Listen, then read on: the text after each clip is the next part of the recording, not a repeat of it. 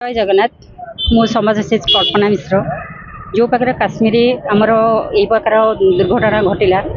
से सरकार पाखे नवेदन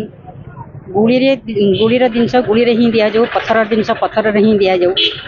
जो पाखे जो पाखे छटपट मारी कहार स्वामी कहार भाई कहार पुओ से भाई पाकिस्तान मानक से भाया भी दंड दि जाऊ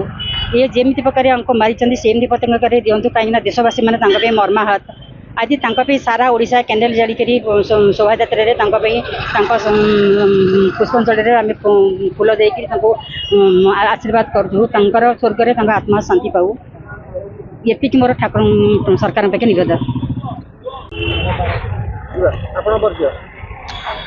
मो ना प्रफुल्ल कुमार दास मो सचेतन नागरिक मंच पिपिली उपदेष्टा अच्छी आम एक वार्ता नहीं आसलु जे पहलगाँव रे जेभली नारकीय अभद्रचित कांड भियाइले नरसंहार करागला पर्यटक मानक से धर्म पचारि पुरुष लोक मान मुंडरे गुली करी मारिले एवं बहुत निरीह जीवन सेठी निज देश थाई आम मैंने निजक बचाई रखी पार्लु ना या आम तीव्र निंदा करुचु जो माने प्राण हराई से गभीर श्रद्धांजलि आम अर्पण करुचु एवं आम दृढ़ कार्यानुष्ठान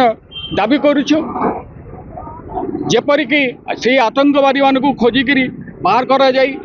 से गोलीर जवाब गोली देवाई आम आह्वान करुचु सरकार को। सरकार तो बहुत पदक्षेप नहीं तथापि आम चाहूँ जे से प्रायोजक पृष्ठपोषक पाकिस्तान विरुद्ध मध्य सेमानकर समस्त घाटी आतंकवादी घाटी भारत सरकार विलोप करंतु एवं आज यही कार्यक्रम अनुष्ठित होइथिबारु मो समस्त को साधुवाद जनाउछि। जो कार्यक्रम जो करथिले आपण कैंडल शोभा यात्रा आगे कोन कहबो? सुरेश कुमार रथ सभापति सचेतन नागरिक मंच यही अवसर रे पहलगाम हत्याकारी जो भली जम्मू काश्मीर रे पर्यटन स्थली रे जो भली भाव में हत्या करागला पाकिस्तान टेररिज्म माने से प्रतिवाद रे पिपिली हाट छक जटणी छक ठारू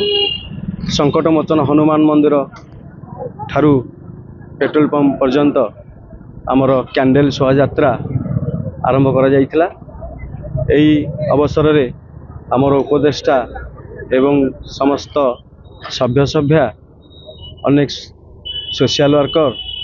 पिपिली कॉलेजर एनएसएस कैडर पिला माने एवं अनेक महिला स्वयं सहायक गोष्ठी आज आमको सहयोग करते आम ताकू साधुवाद जनाऊँ। आम एक वार्ता दौचु जो भली भाव में यही आतंकराज चली तार दमन करा जाऊ तार दृढ़ पदक्षेप निया जाऊ। मु अनुरोध करी यही भली कार्यक्रम जदि आम करवा ताहले सेमानकु आम चेतावनी देवा सहित आमर एकता बजाय रहिबो। एहिथिपई आमर यही कैंडल शोभा यात्रा पिपिली परिक्रमा समस्त सहयोग रही समस्त को साधुवाद जनाऊँ।